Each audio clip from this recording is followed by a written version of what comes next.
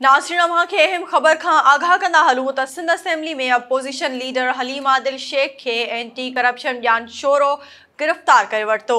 हलीम आदिल शेख जे तर्जुमान संदसि गिरफ़्तारी जी तस्दीक़ कई आहे। तर्जुमान मूजिबि Haleem Adil Sheikh anti corruption office ॼाण शोरो में दाख़िल केस जे हवाले सां पेश थियो हो, जंहिं दौरान खेसि गिरफ़्तार कयो वियो आहे। तर्जुमान मूजिबि हलीम आदिल शेख ज़मानत ते हुयो, उन बावजूद खेसि गिरफ़्तार कयो वियो। नाज़रीन अव्हां खे हिकु भेरो ॿीहर ॿुधाईंदा हलूं त सिंध असेंबली में अपोज़िशन लीडर हलीम आदिल शेख खे एंटी करप्शन ॼाण शोरो गिरफ़्तार करे वरितो। हलीम आदिल शेख जे तर्जुमान संदसि गिरफ़्तारी जी तस्दीक़ कई आहे।